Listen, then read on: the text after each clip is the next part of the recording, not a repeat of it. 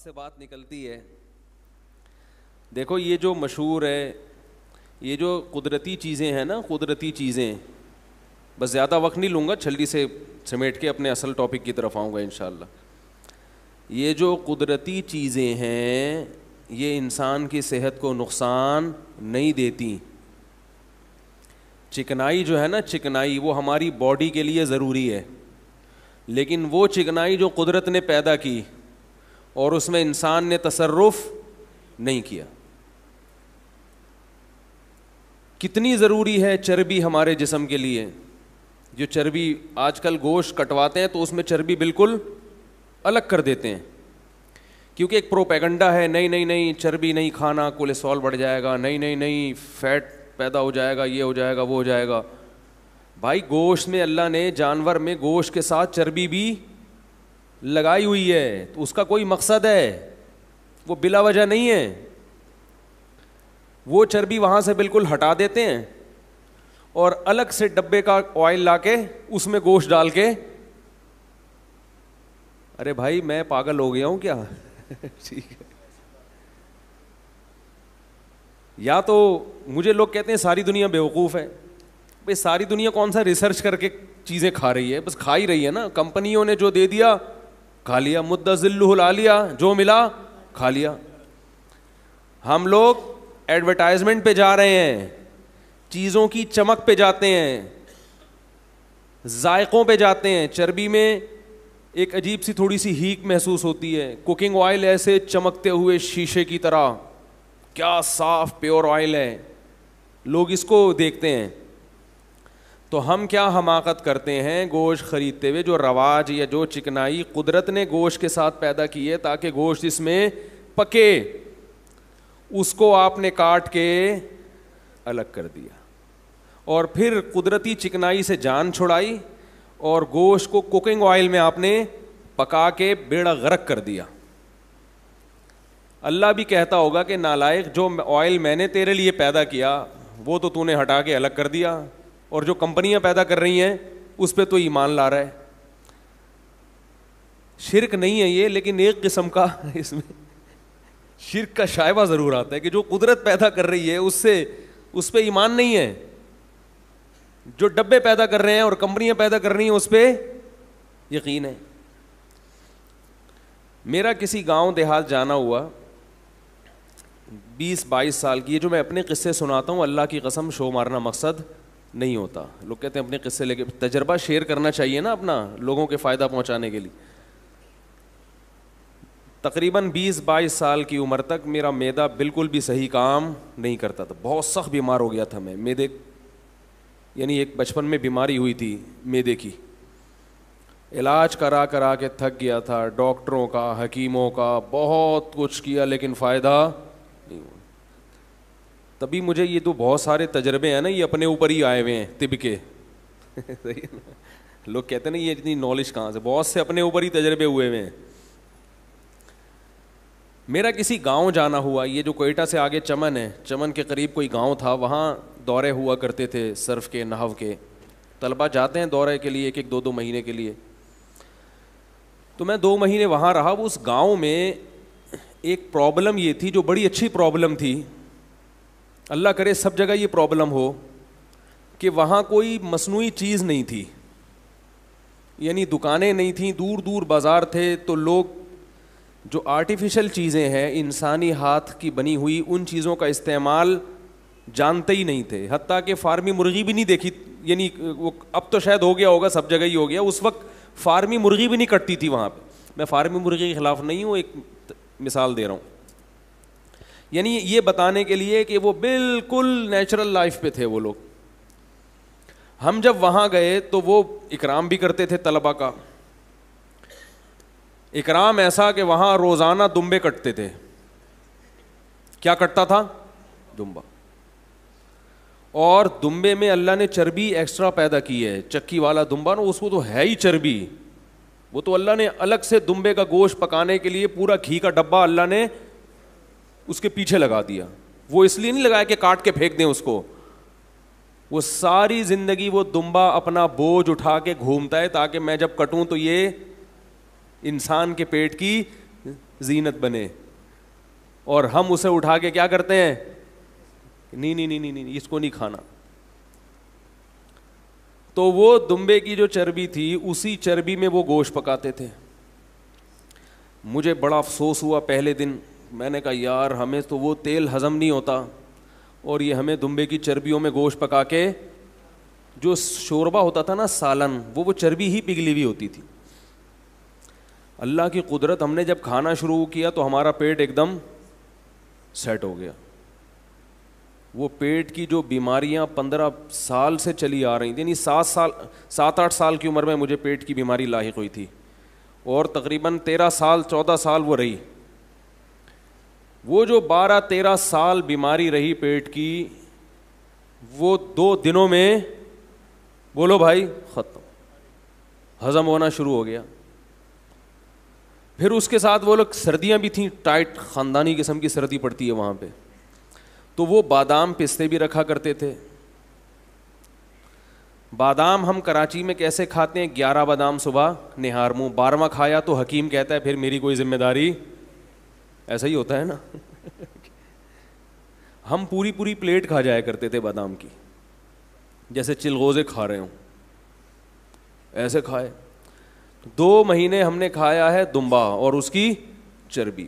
چربی ایسے اٹھا کے, یہ جو ٹکڑے ایسے کھا جاتے تھے جو ثابت رہ جاتی تھی. جب میں 2 مہینے کے بعد واپس کراچی آیا ہوں تو ٹماٹر میں اور مجھ میں کوئی فرق نہیں. لوگ یہ کہہ رہے تھے کہ یہ وہ نہیں ہے. کسی نے تبصرہ کیا سردی کی وجہ سے ورم آ گیا ہے, کیونکہ یقین نہیں آ رہا تھا کہ 2 مہینے میں کوئی اتنا لال سرخ ٹماٹر بھی ہو سکتا ہے. اور جس دن میں یہاں آیا ہوں رمضان تھا, میں آیا ہوں, میں نے اپنے گھر میں جو افطاری کی ہے وہ پہلا کھانا تھا 2 مہینے بعد. افطاری کے بعد میرا پیٹ, بولو بھائی, خراب. میں نے کہا یہ کیا ہو گیا, یہ تھا تیل. کیا تھا بھائی, ٹھیک ہے آپ کا نہیں ہوتا ہوگا, میں یہ نہیں کہہ رہا ہر ایک پر, لیکن اس سے یہ تو پتہ چل رہا ہے کہ یہ انسانی صحت کے لیے نقصان دہ. کسی پر زیادہ اثر ہو رہا ہے, کسی کا پیٹ خراب ہو رہا ہے تو کسی کی دوسری چیزیں خراب ہو رہی ہیں. جو پیٹ نہیں خراب کر رہا تو کچھ اور خراب کر رہا ہے. پھر یہ اب میں قرآن و حدیث سے اس کے دلائل لیتا ہوں. بات آ رہی ہے؟ اب میں کس سے دلائل لیتا ہوں؟ قرآن سے, اللہ کے کلام سے زیادہ سچا کلام کس کا ہو سکتا ہے میرے بھائی؟ اللہ کے کلام سے زیادہ کوئی کلام سچا ہو سکتا ہے؟ میں نے ایک دفعہ بیان کیا تھا اسلام اور صحت پارٹ 1 اور پارٹ 2, اس میں صرف قرآن سے دلائل دیے تھے کہ صحت کے حوالے سے قرآن اور سنت میں جو ہمیں چیزیں ملتی ہیں وہ 100% اس تحقیق کے مطابق ہیں جو آج میڈیکل سائنس. چند چیزوں میں اختلاف ہے, میڈیکل سائنس اس سے بھی رجوع کر لے گی. 1-2 چیزیں جس میں میڈیکل سائنس کا اور قرآن کا اختلاف ہے, لیکن جہاں 99 چیزیں میڈیکل سائنس نے مان لی ہیں وہ 1% بھی انشاءاللہ مان لے گی, کیونکہ اللہ کے علم سے زیادہ کسی کا علم نہیں ہو سکتا. وہ کیا تھا؟ قرآن مجید میں آتا ہے حرمنا علیہم شحومہما, ہم نے بنی اسرائیل پر, یہودیوں پر, ان کے گناہوں کی وجہ سے اونٹ کی چربی کو حرام کر دیا تھا. گناہ کی وجہ سے جو چیز حرام کی جائے وہ مصیبت ہوگی یا نعمت ہوگی؟ نعمت ہوگی نا. نعمتیں چھینی جاتی ہیں گناہوں کی وجہ سے. دیکھو آپ سے کوئی گناہ ہوا تو آپ پر یہ نہیں ہوگا کہ اس گناہ کی سزا یہ ہے کہ تمہیں جو ہے اب وہ نقصان دہ چیزوں پر پابندی ہے, اب تم چینی کے بجائے شہد کھاؤ گے. تم سے چونکہ جرم ہوا ہے لہذا اب چینی تم سے چھین لی جائے گی اور کیا کھلایا جائے گا؟ شہد. تو آپ بولیں گے بھائی یہ تو بڑا اچھا گناہ ہے بھائی. ہاں یہ ہو کہ آپ سے کوئی گناہ ہوا, اللہ نے شہد کی نعمت چھین لی اور چینی پہ لگا دیا, یہ سمجھ میں آتا ہے. ہمارے حضرت مفتی رشید احمد صاحب فرمایا کرتے تھے کہ یہ گناہوں کا وبال ہے کہ اللہ نے چائے سے ہٹا کے ہمیں کس پہ لگا, دودھ سے ہٹا کے ہمیں کس پہ لگا دیا؟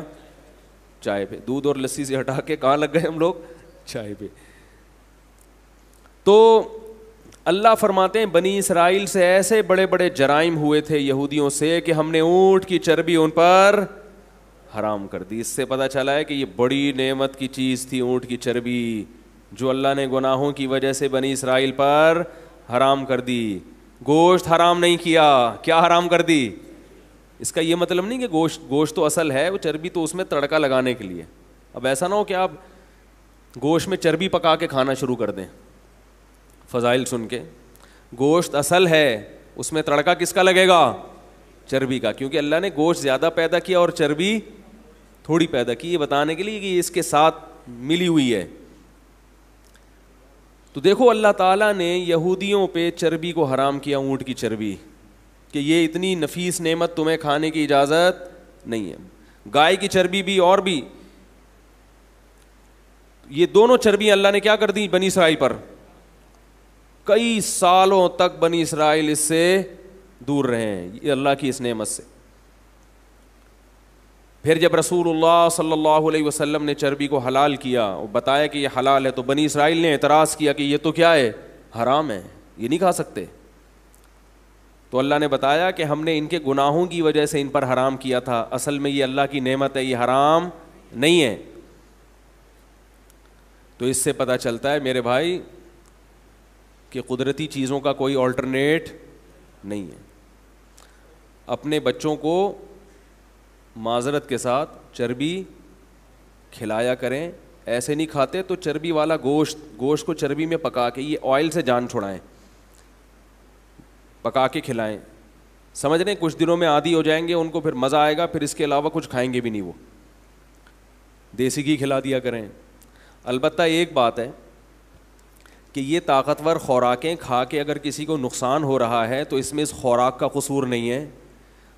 وجہ اس کی یہ ہے کہ وہ اتنی پاورفل چیزیں کھا رہا ہے اور اس انرجی کو یوٹیلائز نہیں کر رہا.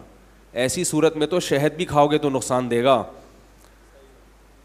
بھائی یہ جو کوکنگ آئل ہے نا، یہ کھا کے کچھ بھی نہیں کرو، ورزش کرو نہیں کرو تو بھی نقصان ہے. یہ چیزیں ہی نقصان دہ ہیں. لیکن بعض چیزیں نقصان دہ نہیں ہوتی، انسان کا لائف اسٹائل نقصان کا سبب بنا دیتا ہے. اگر آپ شہد کھاؤ اور اس انرجی کو بھی یوٹیلائز نہیں کرو تو شہد بھی نقصان دے گا. وہ تو ظاہر ہے جب کھاؤ گے طاقت آئے گی تو کچھ چلنا پھرنا پڑے گا نا، کچھ ہلنا. تو روٹی بھی کھاؤ گے تو نقصان دے گی. کیا خیال ہے؟ غلط تو نہیں کہہ رہا میں؟ تو اس لیے کھایا کریں اچھی چیزیں اور پھر تھوڑی سی ایکسرسائز یا کوئی محنت کے کام بھی کیا کریں تو فٹ فاٹ رہیں گے. دیسی گھی بھی کھائیں گے، اگر ورزش کریں گے یا اچھی اپنی انرجی کو یوٹیلائز کریں گے تو دیسی گھی دل میں وہ نقصان نہیں پہنچاتا. یہ چیزیں نقصان پہنچا رہی ہیں دل کو. دیسی گھی پینے والے ہم نے سنا ہے 100 سال تک. ایک صاحب یہاں ان کے ابا رہتے تھے، 100 سال میں انتقال ہوا، دیسی گھی پیتے تھے. لیکن پینے کے علاوہ بھی کچھ کام کرتے تھے، ایسا نہیں ہے کہ صرف پینا ہی شروع کر دیں. تو سمجھ گئے بات کو؟ تو قدرتی. اسی طرح یہ دودھ جو بھینسوں کا دودھ ہے یہ پیا کریں. ڈبوں کے دودھ سے بولو نا جان چھڑائیں. سمجھ رہے ہو؟ کوکنگ آئل سے جان چھڑائیں. اگر کوکنگ آئل کرنا ہی ہے، استعمال کرنا ہی ہے آئل آپ نے، تو یا تو دیسی گھی میں پکائیں. لیکن میں نے بتایا کہ دیسی گھی کا کفارہ ہے. پھر وہ کفارہ یہ کہ پھر ورزش کرنی ہے، اس کو چلنا پھرنا ہے، ورنہ وہ پھٹ جائیں گے دھماکے کے ساتھ. ٹھیک ہے نا؟ وہ تو کوئی بھی طاقت کی چیز کھائیں گے نا تو پھٹ جائیں گے. تو اللہ تعالیٰ سمجھنے کی عمل کی توفیق عطا فرمائے. اس لیے کہ جب تک صحت ٹھیک ہوتی ہے تو قدر نہیں ہوتی، جب بیمار ہوتے ہیں تو پھر دیکھو نہ دین کے نہ دنیا کے کسی کام کا نہیں رہتا انسان. خیر میں اصل ٹاپک کی طرف آتا ہوں. کہاں بات چل رہی تھی؟ قرآن مجید کی جو میں نے آیت ابھی تلاوت کی ہے، وَمَن يَبْتَغِ غَيْرَ الْإِسْلَامِ دِينًا، پھر اس کو 5 منٹ آگے کر دیا. اس کے آگے کرنے سے میں کنفیوز ہوتا ہوں. اس گھڑی کو مجھے پتہ نہیں چلتا یہ اس دفعہ 5 منٹ آگے ہے یا بالکل ٹائم پر ہے. تو چلیں اب تو ہو گیا، آئندہ اس کو ٹائم پہ ہی رکھیں. سمجھ رہے ہیں نا؟ تاکہ مجھے اندازہ رہے کہ بعض دفعہ ایسے ہوتا ہے یہ 5 منٹ آگے ہے نا، اب کئی بعض دفعہ ایسا ہوگا بالکل ٹائم پر بھی ہوگی تو میں سمجھ رہا ہوں گا 5 منٹ آگے ہے، پھر وہ بیان اس حساب سے لیٹ ختم ہوگا. تو قرآن مجید میں اللہ تعالیٰ کا ارشاد ہے وَمَن يَبْتَغِ غَيْرَ الْإِسْلَامِ دِينًا فَلَن يُقْبَلَ مِنْهُ، جو اسلام کے علاوہ کسی اور چیز کو دین بنائے گا ہرگز یہ قابل قبول نہیں ہے. یہ میں نے آیت اس لیے پڑھی ہے کہ کچھ دن پہلے ایک ہندو نے میرے بیان پہ تبصرہ کیا. کہیں ہم نے جنت پہ بیان کیا، گناہوں سے بچنے پر بیان کیا، آخرت کے پر بیان کیا، تو کسی ہندو نے، کیونکہ نام سے پتہ چل جاتا ہے نا کہ یہ مسلمان نہیں ہے اور اس کے تبصرے سے بھی پتہ چل گیا، اس نے کہا کہ یہ مسلمان اسکالرز جو ہیں یہ اپنی عوام کو جنت جہنم فرشتے انہی چکروں میں الجھا کے رکھیں گے جس کی وجہ سے مسلمان ترقی نہیں کر سکتے, اور یہ دنیا کے بہت ساری لذتوں سے محروم ہے. انہی چکروں میں الجھا کے رکھیں گے یہ فرشتے, قبر کا عذاب, ٹھیک ہے, جنت, اور کیا, جہنم. آگے اس نے یہ کہا, اچھا پھر جب ایسا کوئی بالنگ ہوتی ہے نا تو پھر آگے سے چھکے چوکے مارنے والے بھی بہت ہوتے ہیں. تو فوراً کچھ لوگوں نے رپلائی یہ کیا کہ تو جب مرے گا نا تو پتہ چلے گا. ہندو کو رپلائی یہ کیا کہ تو جب مرے گا, کوئی ہندو کا نام کسی کے ذہن میں ہے تاکہ میں جب تک کوئی کیریکٹر سامنے نہ آئے نا تو مزہ نہیں آتا. کوئی ہندو کا نام بتائیں. ہے جی, رمیش, کوئی ٹائٹ نام ہو جو ہندوؤں کا ہی مزہ آتا ہو جس کو ہے. ابھی کوئی نٹور لال ٹائپ کا نا, کوئی مزہ آ رہا ہو جس کو پڑھنے میں. امر لال, مزہ نہیں آ. نٹور لال بھی ہے نا, کوئی نٹور لال ہے. رنجیت سنگھ تو سکھوں کا ہوتا ہے نا. کوئی نریندر کر کے آ رہا ہوگا, مزہ آ رہا ہو اس میں نام لینے میں. نریندر مودی تو وہ ہے نا, وزیر اعظم ہے. خیر, کوئی نٹور لال صاحب تھے, کوئی بھی تھے, تو ہمارے غفار بھائی تھے, جو بھی تھے, انہوں نے یہ کمنٹس کیے کہ تو جب مرے گا نٹور لال تو تجھے پتہ چلے گا, مرے گا تو پتہ چلے گا. اب ان کو یہ کمنٹس نہیں کرنے چاہیے تھے, یہ تو آپ نے دھمکی دے دی نا.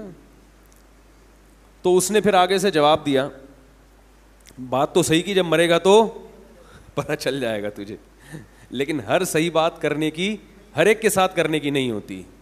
غیر مسلم کے ساتھ بات چیت میں اس طرح کی دھمکیاں دینا شروع کر دینا, اس کے ساتھ تہذیب سے دلائل سے بات کرنی چاہیے. اور اگر دلائل نہیں ہے تو چپ کر کے بیٹھے رہو, کیا ضرورت ہے اپنی پھینکنے کی رپلائی میں. تو مرے گا تو پتہ چلے گا, یہ دھمکی جب ہو جب آپ دلائل سے سمجھا کے عاجز آ گئے ہوں, پھر آخر میں کہو کہ بیٹا مرے گا تو پتہ چل جائے گا. جیسے قرآن نے بھی دھمکیاں دی ہیں, دلائل کے انبار لگا دیے, پھر بھی جب بات سمجھ میں نہیں تو اللہ نے فرمایا تمتعوا, مزے اڑا لو, فإن مصيركم إلى النار, آنا جہنم کی آگ کی طرف ہے, اڑا لو مزے. کوئی فرشتہ نہیں ہے, کوئی قبر نہیں ہے, کوئی جنت نہیں, کوئی جہنم نہیں, تو مزے کرو. پھر ٹھکانہ کیا ہے, جہنم کی آگ. تو وہ جو نٹور لال سنگھ تھے, انہوں نے جواب میں رپلائی کیا, انہوں نے کہا کہ مرنے کے بعد فرشتہ بھی نظر آئے گا, جنت بھی نظر آئے گی, جہنم بھی نظر آئے گی. تو آنی تو دنیا میں چاہیے جب ہمیں اعمال کو درست کرنے کی ضرورت ہے. جب دنیا میں ہمیں ایک چیز نظر نہیں آ رہی, جب ضرورت ہے, تو مرنے کے بعد دکھا کے کیا ملے گا؟ اسلام کیوں دکھانا چاہ رہا ہے مرنے کے بعد یہ چیزیں؟ بات آ رہی ہے سمجھ میں؟ اشکال اعتراض آ رہا ہے سمجھ میں کہ بھائی یہ کیسا دین ہے جو کہہ رہے ہیں مرنے کے بعد سب چیزیں نظر آئیں گی؟ تو مرنے کے بعد کیا فائدہ؟ ابھی دکھاؤ نا, تاکہ ابھی ہم دیکھ لیں, ایمان لے آئیں. اللہ کو نہ اللہ نظر آ رہا ہے, اس نے اللہ کبھی کہا نہ اللہ نظر آ رہا ہے, نہ فرشتے نظر آ رہے ہیں, نہ جنت نہ جہنم, نظر کچھ بھی نہیں آ رہا, اور بول رہے مرنے کے بعد نظر آئے گا. تو عمل تو ابھی کرنا ہے, اور دکھا کب رہے ہو؟ مرنے کے بعد. تو جب ضرورت ہے اس وقت دکھاؤ نا. تو نٹور لال کا اعتراض سمجھ میں آیا؟ اس کا قرآن نے جگہ جگہ جواب دیا ہے. یہی تو بات ہے جو پیغمبر لوگوں کو سمجھانے کے لیے آئے ہیں. دکھا دیں, اگر اللہ یہ دنیا میں چیزیں دکھا دیں تو پھر آزمائش بولو بھائی ختم. دیکھی ہوئی چیزیں تو تم بھی مانتے ہو, ہم بھی مانتے ہیں. جو نظر آ رہی ہیں چیزیں نٹور لال بھائی ٹھیک ہے, وہ تو تم بھی دیکھ رہے ہو اور ہم بھی دیکھ رہے ہیں, اس میں تو اختلاف ہے ہی نہیں. اختلاف وہاں ہوتا ہے جہاں صغرے کبرے ملا کے نتیجہ اخذ کیا جائے, دلائل اس کا تجزیہ کر کے کوئی صحیح نتیجے پہ پہنچے اور کوئی غلط نتیجے پہ, وہاں انسان کی آزمائش اور وہاں انسان کا امتحان ہوتا ہے. قرآن بار بار اپنی کتاب میں کہہ رہا ہے, اللہ اپنی کتاب میں بار بار کہہ رہے ہیں کہ میں نے اس کائنات کو علامت بنایا ہے, اور علامت ہمیشہ اس چیز کی ہوتی ہے جو چیز کبھی نظر نہیں آتی. اگر وہ نظر آئے تو پھر اس کے لیے علامتوں اور سائن بورڈ کی ضرورت نہیں ہوتی. دیکھو بچہ جب پیدا ہوتا ہے اللہ ماں کی چھاتیوں میں دودھ پیدا کرتا ہے کہ نہیں کرتا؟ یہ علامت ہے کس کی؟ کہ اس کو کسی نے پیدا کیا ہے جو اس کی بنیادی ضرورتوں سے واقف ہے.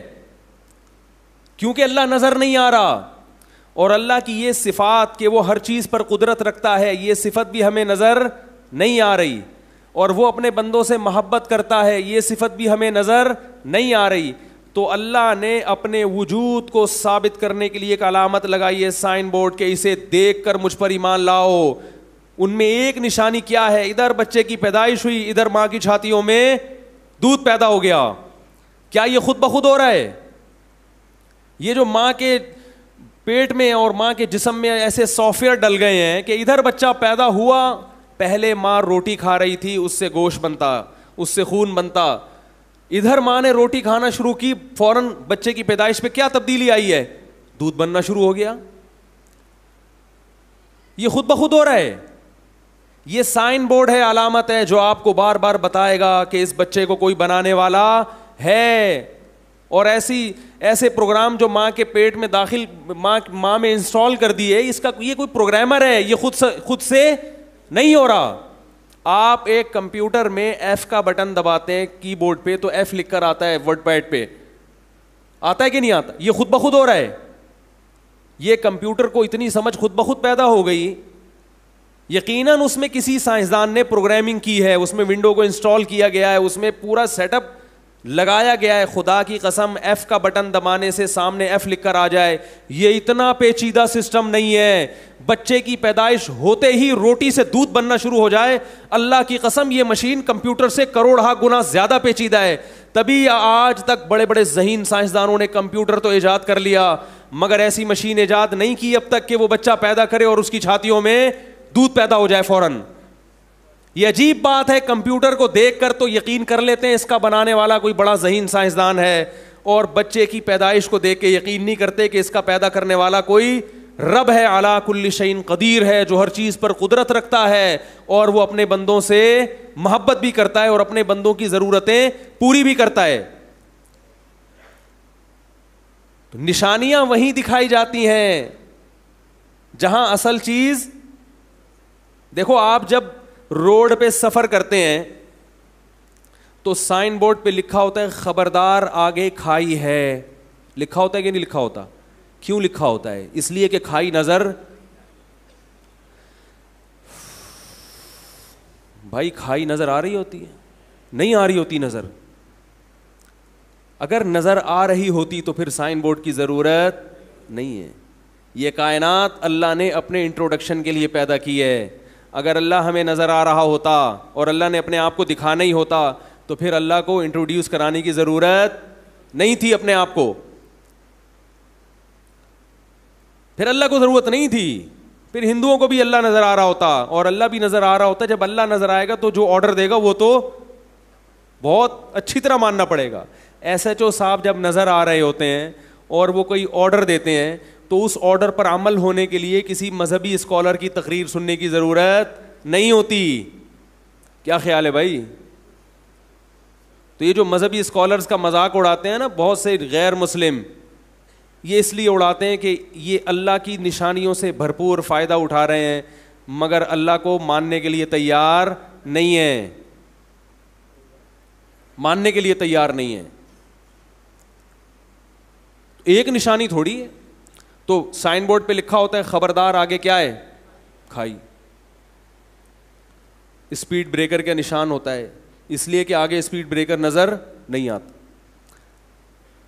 نشانی کیوں لگائی ہوتی ہے کہ جب نظر آئے گا تو پھر بریک کا ٹائم بولو بھائی نہیں ہوگا. جب نظر آئے گا تو بریک کا ٹائم, اسی وجہ سے تو نشانی لگائی جاتی ہے. اللہ نے اس کائنات میں اپنی وجود کے لیے اور اپنی قدرت کے لیے, اپنی نشانوں کے لیے کروڑ سائن بورڈ لگا دیے ہیں. یہ بتایا کہ ان تمام اس سائن بورڈ کو دیکھ کر اللہ پہ یقین نہیں آتا تو یہ والا سائن بورڈ دیکھ لو.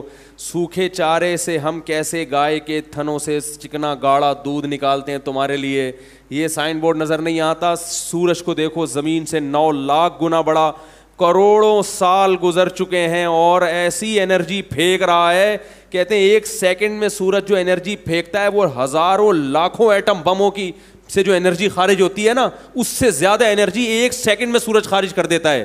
اتنا ایندھن اس میں کہاں سے آ رہا ہے, اور کتنے تناسب سے اللہ نے اس کو زمین کو اس کے گرد گھمایا ہے, اور کتنے کروڑوں سال سے مشرق سے نکلتا ہے اور مغرب میں غروب ہو جاتا ہے. للشمس ينبغي لها ان تدرك القمر ولا الليل سابق النهار. فرمایا نہ دن رات سے پہلے آتی ہے اور نہ سورج اور چاند آپس میں ٹکراتے ہیں. کل فی فلک یسبحون, ہر ایک اپنے دائرے میں تیرتا ہوا چلا جا رہا ہے. اتنے بڑے بڑے جسم کے ستارے اور سیارے پیدا کر دیے, لٹو کی طرح ان کو گھما دیا اس نے. یہ کیا ہے, اللہ کی کیا ہے یہ نشانی ہے بھائی. اولم یروا الی الطیر فوقہم صافات ویقبضن, فرمایا ان پرندوں کو نہیں دیکھتے کیسے اپنا بیلنس اور توازن قائم کر کے ہواؤں میں اڑ رہے ہیں. اگر کوئی شخص یہ کہے ہوائی جہاز کے بارے میں, اڑتا ہوا ہوائی جہاز جا رہا ہو, اس میں ایک بیلنس ہوتا ہے نا بھائی. ہوائی جہاز میں, پلین میں جب آپ بیٹھتے ہیں, پلین جب ہوا میں اڑتا ہے تو اس کی باڈی کوئی خاص کیلکولیشن سے بنایا گیا ہوتا ہے کہ اتنی اسپیڈ میں یہ اڑے گا تو اس کی دم کیسی ہو, اس کا جو آگے سے سر ہے وہ کیسا ہو, پر کتنے لمبے ہوں. آپ اگر جہاز کے پر چھوٹے کر دیں تو گر جائے گا, ضرورت سے زیادہ بڑے کر دیں تو نقصان ہوگا. کوئی ایک چیز بھی ہوائی جہاز کی باڈی میں ایسی نہیں ہوتی جو غیر ضروری ہو پوری. اور یہ بڑے بڑے انجینئروں کی محنت ہوتی ہے, اور یہ ہزاروں سال کی انسان کی محنت ہے, اس کے بعد جا کے اس نے ہوائی جہاز کو ہوا میں اڑایا ہے. ایک بیلنس چاہیے, لیکن پھر بھی وہ اپنی مرضی سے نہیں اتر سکتا, اس کو رن وے چاہیے, بہت ساری چیزیں اس کو چاہیے اڑنے کے لیے. اللہ فرماتے ہیں وَلَمْ يَرَوْا إِلَى الطَّيْرِ, ان آسمانوں پہ اڑتے ہوئے پرندوں کو نہیں دیکھتے کیسے اپنے پروں کو پھیلائے ہوئے اور پروں کو سمیٹ کے ہواؤں میں اڑ رہے ہیں. کیا یہ مشینیں خود بخود ایجاد ہو گئی ہیں؟ بولو بھائی. یہ جو ہواؤں میں پرندے اڑ رہے ہیں, اس مشینری کو کسی نے ڈیزائن نہیں کیا, یہ آٹومیٹک وجود میں آ گئی ہے, اتفاق سے وجود میں آ گئی ہے. ہوائی جہاز کا سسٹم اللہ کی قسم اتنا پیچیدہ نہیں ہے جتنا پرندوں کا سسٹم. ایک مکھی بھی چھوٹا سا پرندہ ہے, اس کے اڑنے کی اور پروں کو ہلانے کی اسپیڈ چیک کر کے دیکھو, کبھی پتہ چلے گا آپ کو کتنی اسپیڈ سے اپنے, یہ ہیلی کاپٹر بھی اتنی اسپیڈ سے اپنے پروں کو نہیں گھماتا. اور عجیب بات ہے یہ ہوا میں ریورس بھی ہو جاتے ہیں. ہوائی جہاز ہوا میں ریورس, بولو نا یار, نہیں ہوتا, وہ ریورس نہیں ہوتا. سمندر کے ایک کنارے سے پرندے ہواؤں میں اڑتے ہیں, ایک بر اعظم سے اڑتے ہیں اور صف بستہ ہو کے دوسرے کنارے تک پہنچ جاتے ہیں. کون ہے جس نے ہواؤں میں ان کو اپنا بیلنس قائم کرنا سکھایا؟ کون ہے جس نے ہواؤں میں ان کو قطار میں اڑنا سکھایا؟ کون ہے جس نے ہواؤں میں ان کو لائن میں لگنا سکھایا؟ جاپان نے صدیوں محنت کر کے اپنی قوم کو لائن میں لگنا سکھایا ہے, خود بخود وہ قوم لائن میں لگنا نہیں سیکھی. تو ہواؤں میں جو اڑنے والے پرندے ہیں ان کو قطار بنا کے اڑنا, اور ان کو اتنی تہذیب, کیا انہوں نے جاپان کی یونیورسٹیوں میں سیکھی ہے تہذیب؟ کیا ان کو کسی انسان نے سکھائی ہے, کسی سائنسدان نے سکھائی ہے؟ یہ وہ نشانیاں ہیں جنہیں دیکھ کر عقل مند لوگ اللہ کے وجود پر ایمان لاتے ہیں, اور جن کی عقلیں مسخ ہو چکی ہیں, جن کی عقلیں شہوت پرستی سے اندھی ہو چکی ہیں, انہیں دنیا کی ہر چیز نظر آئے گی مگر ان کو اللہ نہیں نظر آئے گا. اس کائنات کو بنانے والا نظر نہیں آئے گا, اور نہ وہ اس کے بارے میں سوچنے کے لیے تیار ہوں گے. انہیں یہی اعتراض رہے گا مذہبی اسکالر نے جنت جہنم میں اور اللہ میں لگا دیا. مزے اڑاؤ, نائٹ کلبوں میں ناچو گاؤ, شرابیں پیو اور عیش و عشرت کی زندگی گزارو, ان مولویوں کی مجلس میں مت بیٹھو. وہ یہی کرتے رہیں گے. ایسے لوگوں کو قرآن یہی دھمکی دے گا اور بالکل بجا دے گا, تمتعوا فإن مصيركم إلى النار, اڑا لو مزے, آنا تم نے جہنم کی آگ کی طرف ہے, آنا جہنم کی آگ. اللہ نے برحق بنائی ہے جہنم کی آگ, اس کو جہنم کی آگ بنانے کا حق ہے, کیونکہ اس نے اپنے وجود اور اپنے دین کے برحق ہونے کے اتنے دلائل دنیا میں قائم کر دیے ہیں کہ ان دلائل کے ہوتے ہوئے اب کسی کے لیے انکار کی گنجائش نہیں ہے. انکار کی گنجائش نہیں ہے آپ کے پاس. اسلام آپشنل نہیں ہے کہ جس کا دل چاہے اسلام قبول کرے, جس کا دل چاہے نہیں کرے. آپشنل ہے دنیا کی حد تک. آخرت کے معاملے میں نہیں ہے. آخرت کے معاملے میں اللہ کا فیصلہ ہے وَمَن يَبْتَغِ غَيْرَ الْإِسْلَامِ دِينًا, اسلام کے علاوہ کسی بھی دین کو فالو کرو گے فَلَن يُقْبَلَ مِنْهُ, میں آخرت میں قبول نہیں کروں گا. وَهُوَ فِي الْآخِرَةِ مِنَ الْخَاسِرِينَ, اور کامیابی کی جتنی ورکشاپ کر لو اور جتنے موٹیویشنل اسپیکرز کی تقریریں سن کے سکسیز حاصل کرنے کی کوشش کرو, اللہ فرماتے ہیں جب تک اسلام کو فالو نہیں کرو گے, کائنات کو بنانے والے کو نہیں مانو گے, اس کے حکامات کو فالو نہیں کرو گے, ان موٹیویشنل اسپیکرز کی تقریریں سن کے میں تمہیں کامیاب نہیں کروں گا. یہ خود بھی جہنم کے ایندھن بنیں گے اور تمہیں بھی اپنے ساتھ جہنم کی آگ میں دھکیلیں گے. یہ تمہیں بھی دھکیلیں گے جہنم میں اپنے ساتھ, اس لیے کہ اللہ نے اس کائنات کو اپنے انٹروڈکشن کے لیے بنایا ہے. تم نے اس کائنات میں اللہ کی نعمتوں سے مزے تو اڑائے مگر اس خالق کو پہچاننے کے لیے تیار, بولو بھائی, نہیں ہو تم اس کے لیے. تو اللہ نے اپنے وجود کی نشانیاں بھی رکھی ہیں. جتنی چیزیں اس وقت دنیا میں ایجاد ہو رہی ہیں یہ اللہ کی بنائی ہوئی چیزوں کی کاپی ہے. میں اکثر بیان میں کہتا ہوں یہ جو ویڈیو کیمرہ ہے یہ آپ کو پتا ہے کس طرح وجود میں آیا ہے؟ یہ انسانی آنکھ کی کیا ہے؟ کاپی ہے. یہ ہم نے خود سنا ہے, جو ویڈیو کیمرے کے ماہر انجینئر ہیں ان سے سنا ہے, ہوائی فائرنگ نہیں ہے. یہ جو لوگ مجھے کہتے ہیں آپ حوالہ نہیں دیتے یہاں بیٹھ کے, یہاں میں اگر بیان میں حوالے کتابیں لے کے بیٹھوں تو پھر صرف حوالے ہی پیش کرتا رہوں گا. تو بہت مستند ڈاکٹروں کی اور بہت مستند انجینئروں کی تحقیق کے بعد میں کوشش کرتا ہوں یہ ممبر پہ بیٹھ کے کوئی بات آپ کے سامنے پیش کروں. یہ جو ویڈیو کیمرہ ہے یہ کس کی کاپی ہے؟ انسانی آنکھ کی. سائنسدانوں نے یہ دیکھا کہ انسانی آنکھ میں دیکھنے کا عمل کیسے ہوتا ہے, کیسے دیکھتی ہے. روشنی کی لہریں ٹکرا کے آپ پر آئیں گی, پھر وہ ریورس ٹکرا کے ہماری آنکھ کے پردے پہ پڑتی ہیں, پھر وہ برقی لہروں میں تبدیل ہوتی ہیں. پھر کیا ہوتا ہے, پھر اندر اللہ نے ایک آلات لگائے ہوئے ہیں وہ ان برقی لہروں کو ریورس کر دیتے ہیں. جو پروسیس ہوا ہے نا اسی کو کیا کرتے ہیں, الٹا کرتے ہیں. جب وہ ریورس کرتے ہیں تو تصویر بالکل بنتی ہے لیکن الٹی بنتی ہے, ٹانگیں اوپر اور سر نیچے. دماغ میں اللہ نے یہ سسٹم رکھا ہے کہ وہ اس کو کیا کر دیتا ہے, سیدھا کرتا ہے. بعینی ہی یہی نقل کی ہے کس کی, ویڈیو کیمرے میں. اور عجیب بات یہ کہ اتنے سال انسان محنت کرتے کرتے آج جا کے اس نے ویڈیو کیمرہ ایجاد کیا ہے, مگر ابھی بھی ویڈیو کیمرہ اتنی صاف ویڈیو نہیں بناتا جتنی انسانی آنکھ بنا رہی ہے. دوسری بات یہ کہ انسانی ویڈیو کیمرہ ایک ہوتا ہے, انسانی آنکھ دو کیمرے ایڈجسٹ ہیں. ان کو ایڈجسٹ کرنا یہ خود بخود ممکن, کیونکہ یہ جو لینس ہمارے دونوں آنکھوں میں لگے ہیں نا ان میں قدرت نے ایک خاص فاصلہ رکھا ہے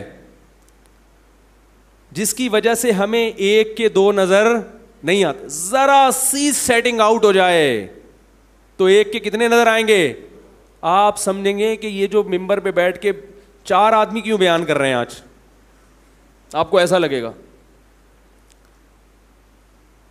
اور یہ ایڈجسٹمنٹ کس سے ہوئی ہے, روٹی سے. ماں نے کیا کھایا تھا, بولو بھائی, روٹی کھائی تھی. روٹی سے آنکھیں بھی بنی اور اپنی اپنی جگہ پہ اگنا بھی شروع ہو گئیں. اور ان کے اندر یہ جو قرنیہ ہے ہمارا, جس کو انگلش میں کیا کہتے ہیں,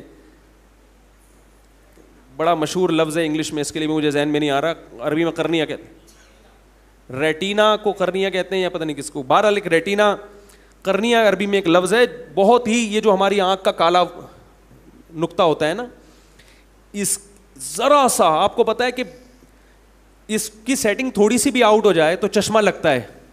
وہ چشمہ کیا کرتا ہے کہ جو لہریں آڑی ترچھی آ رہی تھیں ان کو سیدھا کر دیتا ہے. تو وہ چشمے کا جو ایک گلاس ہے جو بہت ہی سادہ ہوتا ہے, کیا وہ خود بخود بن سکتا ہے, بولو نا بھائی. کیا وہ ڈاروین کے نظریے کے مطابق ارتقائی مراحل طے کرتے کرتے خود آج تک ارب کروڑوں سال میں ایک گلاس بھی ایسا وجود میں آیا, ایک گلاس بھی, ایک شیشہ بھی ایسا وجود میں آیا؟ وہ جو آپ کی آنکھوں کی لہروں کو ایڈجسٹ کرنے کے لیے لگایا جاتا ہے وہ خود سے نہیں بن سکتا. تو وہ جہاں سے لہریں بن رہی ہیں اور جو تصویر بنانے والا کیمرہ وہ خود سے کیسے وجود میں آ سکتا ہے بھائی؟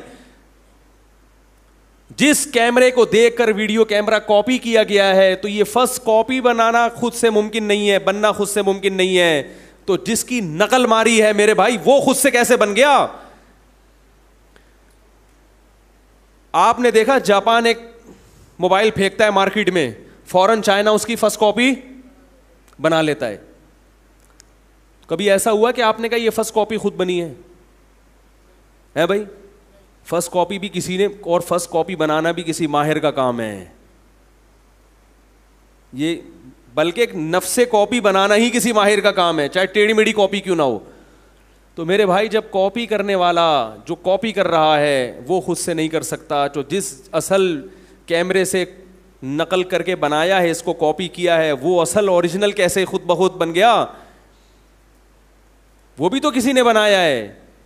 تو ایک نشانی نہیں ہے, ارب ہا ارب, کروڑ ہا کروڑ نشانیاں ہیں اس کائنات میں جو بتا رہی ہیں کہ اس کائنات کو بنانے والا کوئی ہے.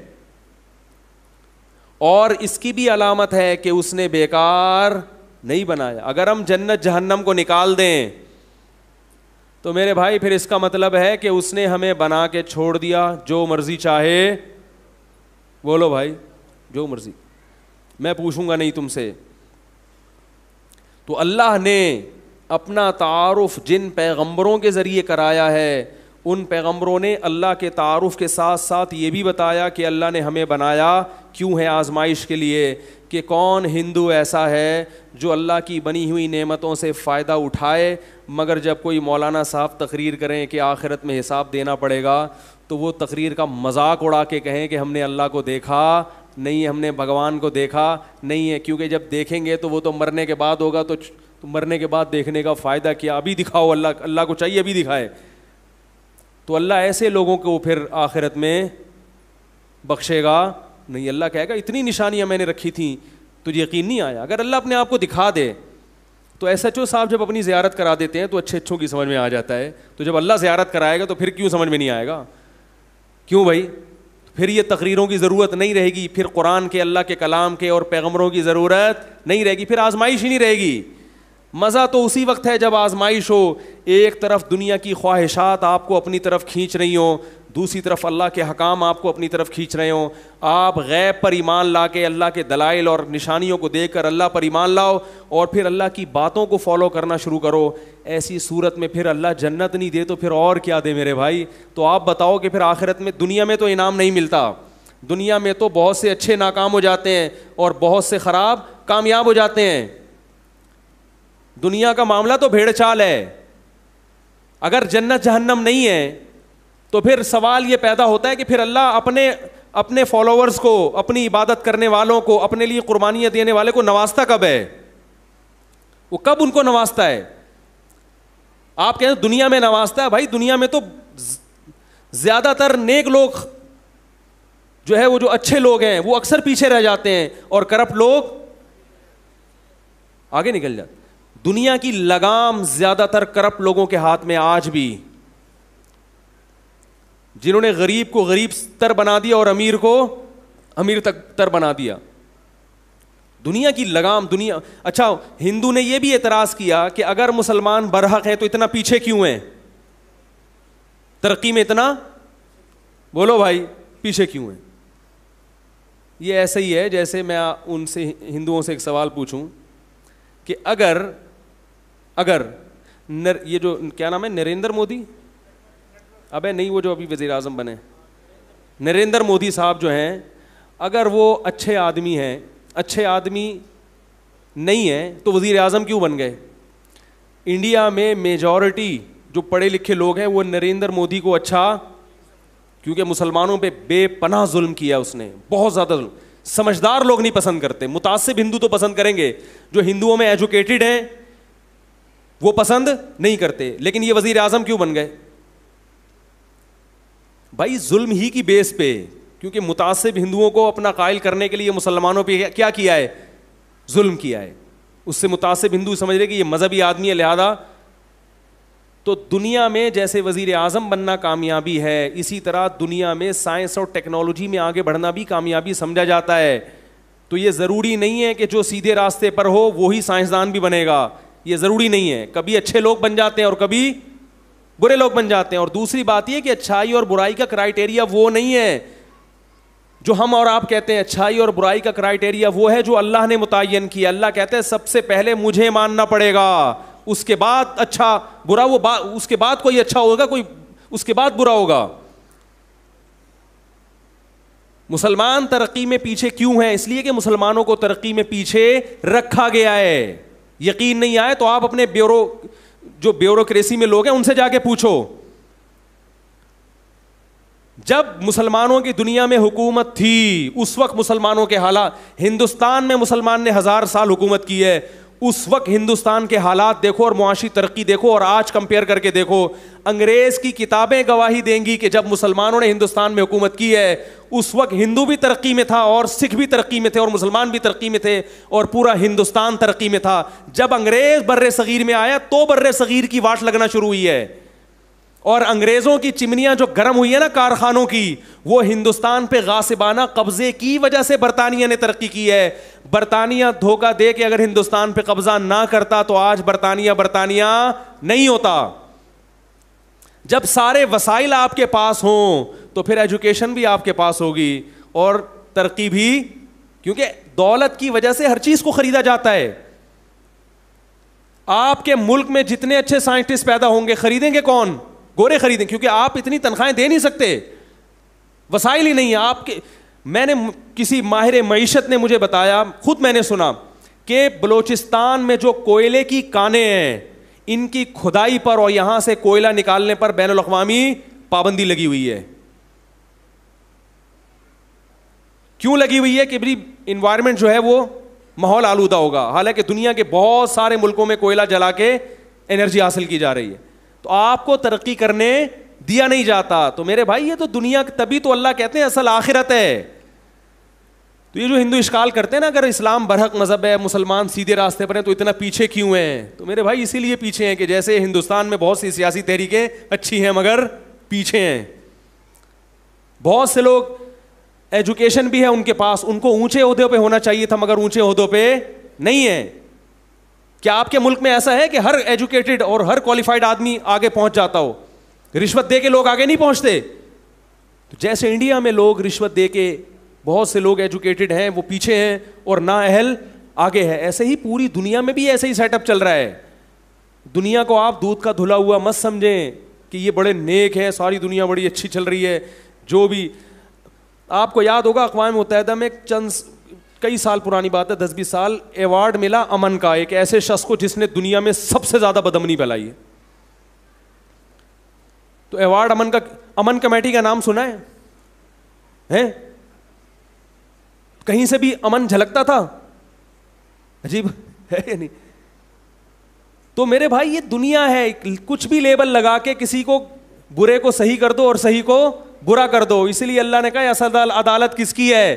آخرت کی. تو اگر جنت جہنم کو میرے بھائی نکال دو گے اپنی زندگی سے تو اس کا مطلب یہ دنیا بھیڑ چال ہے, جس کی لاٹھی اس کی بھینس, پھر یہاں کوئی پوچھنے والا نہیں ہے.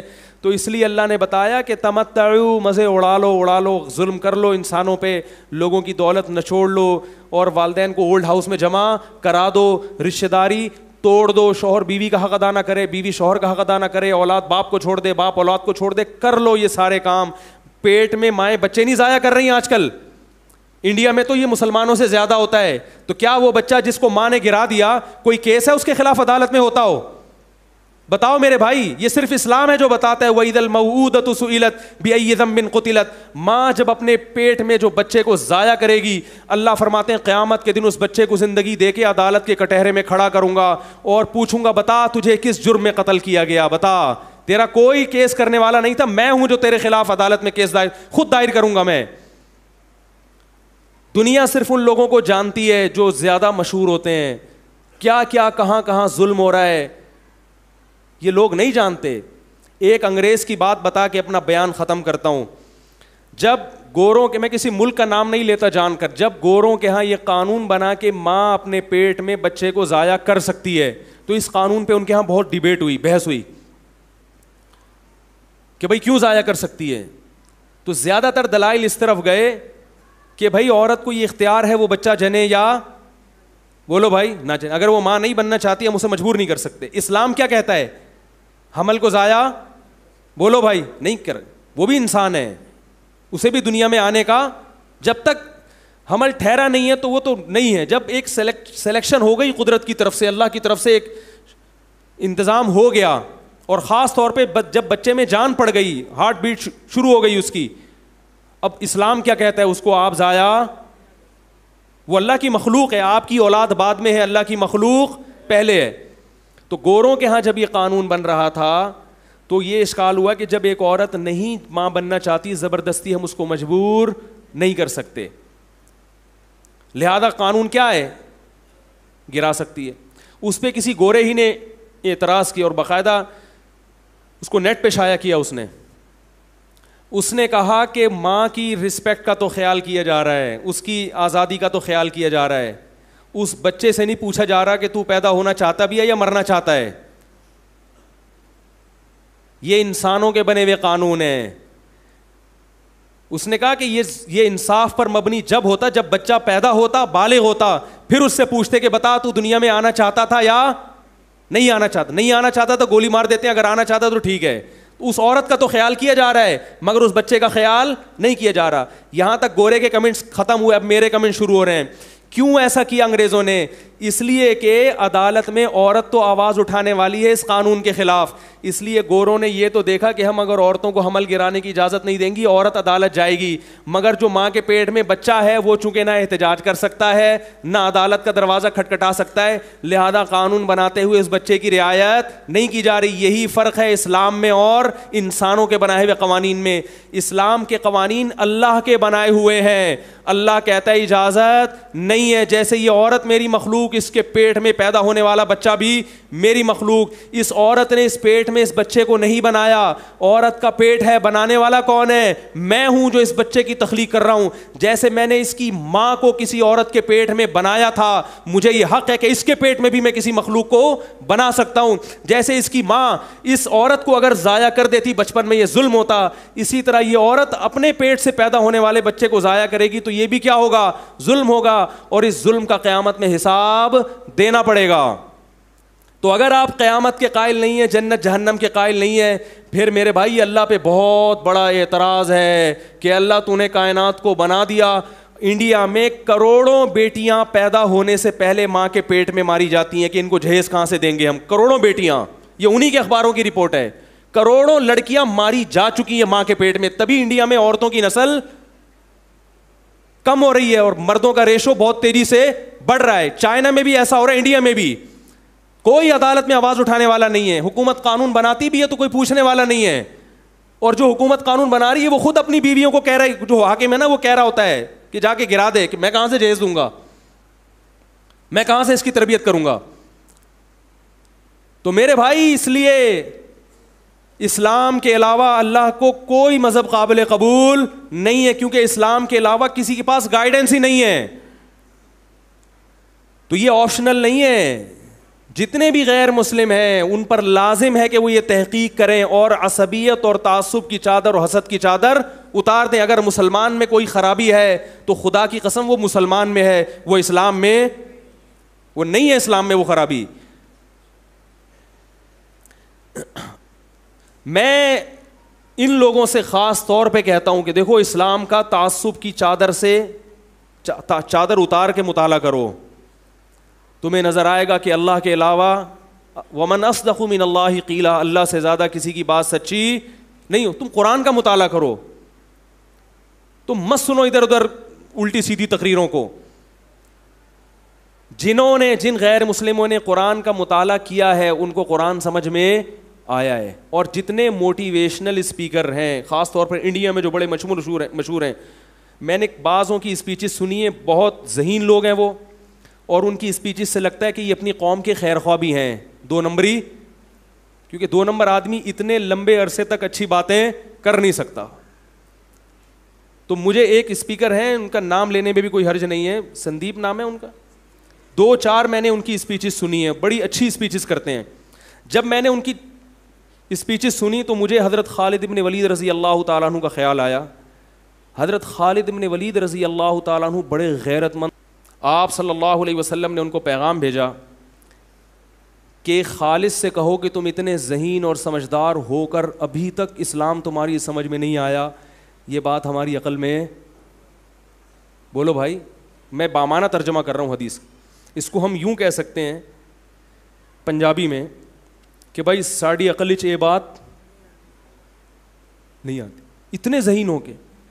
تو میں نے ان کی اسپیچز سنی، میں نے کہا یار اتنے ذہین آدمی کو اسلام سمجھ میں، بولو بھائی نہیں آتا۔ تو جتنے یہ اسپیکرز ہیں ان تک کاش میری کوئی یہ دعوت، میری کیا علماء کی دعوت پہنچا دے، بھائی تم تعصب کی سے بالاتر ہو کر اسلام کا مطالعہ کرو، تمہاری اسپیچز میں اللہ کی قسم جان پیدا ہو جائے گی، کیونکہ آپ کی جتنی اسپیچز ہیں بہت اچھی، مگر اس میں ایک ٹیکنیکل فالٹ ہے، آپ ویژن تو بتاتے ہیں مگر اس ویژن کو الٹیمیٹ ویژن کے ساتھ کنیکٹ نہیں کرتے۔ بات آ رہی ہے سمجھ میں؟ الٹیمیٹ ویژن کیا ہے؟ آخرت۔ جب آخرت سامنے ہوتی ہے تو مرتے ہوئے جب پیچھے زندگی کی طرف دیکھتا ہے نا انسان، تو اگر اچھی زندگی ہو تو پھر خوش ہوتا ہے، اور اگر بری زندگی ہو تو پریشان ہوتا ہے۔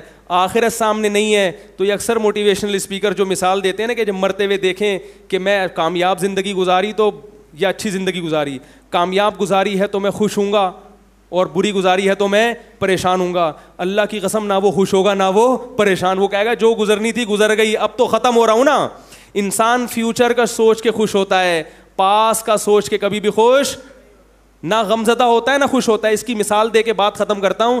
دیکھو پھانسی کے پھندے پہ ایک آدمی کو لٹکنا ہے، 10 سال سے وہ جیل کی کوٹری میں پڑا ہوا ہے اور اس کو بتایا گیا ہے کہ کل تم نے پھانسی کے پھندے پہ لٹکنا ہے۔ آج جب لٹکنے سے 1 گھنٹہ پہلے اس کو بتایا گیا کہ تمہاری رہائی کا آرڈر ہو چکا ہے، اب وہ ماضی کو دیکھ کے پریشان ہوگا جو 10 سال جیل میں گزارے ہیں، یا فیوچر کو دیکھ کے خوش ہوگا؟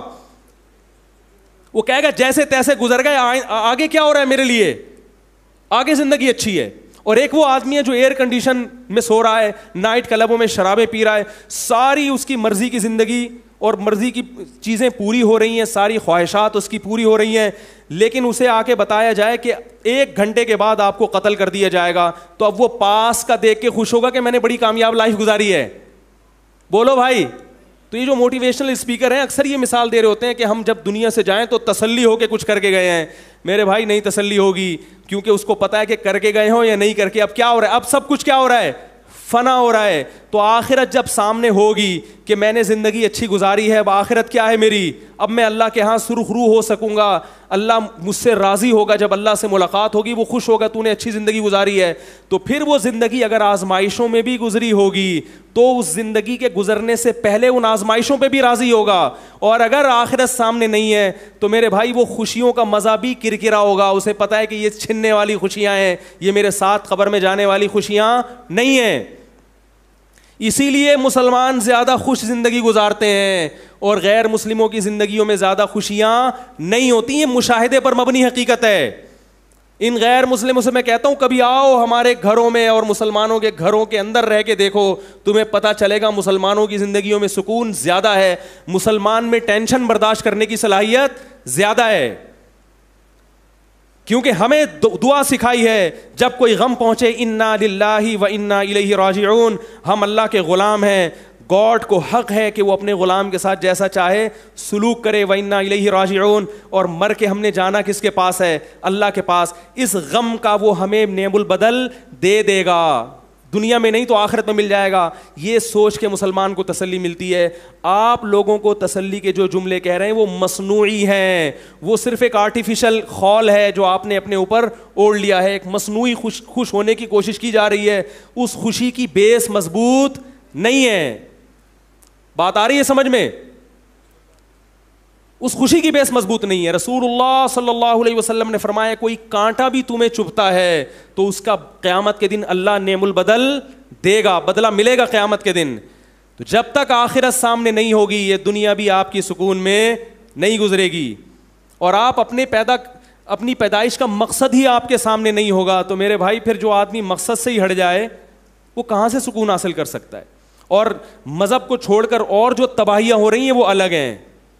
وہ تباہیاں کی تو ایک دیکھو نا، انڈیا کی عدالت نے کیا کیا ہے، شادی شدہ عورت کے لیے زنا کو الاؤ کر دیا، گے میرج کو الاؤ کر دیا، یہ معاشرہ تباہی کی طرف نہیں جائے گا. کیوں؟ انہوں نے اپنے لحاظ سے صحیح کیا ہے, اس لیے کہ ان کے پاس کوئی لا اور قانون ہے ہی نہیں, وہ گاڈ کو مانتا ہی نہیں ہے. اسلام ہے جو خدا کا تصور حقیقی معنوں میں پیش کرتا ہے, اور صرف لفظ نہیں کہ بس گاڈ کا لفظ سے متعارف کروا دیا, اس کا انٹروڈکشن بھی کرواتا ہے.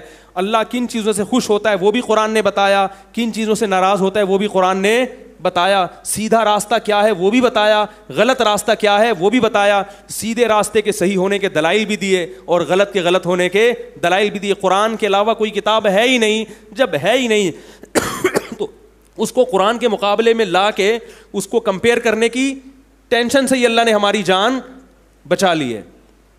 اللہ سے دعا ہے کہ اللہ میرے ایمان کو بھی مضبوط کرے اور موت تک سیدھے راستے پہ چلنے کی توفیق دے, اور آپ حضرات کو بھی. سبحانک اللہم و بحمدک نشہد ان لا الہ الا انت نستغفرک و نتوب الیک. یہ پھر جمعے کے بعد اعلان کرتا ہوں میں.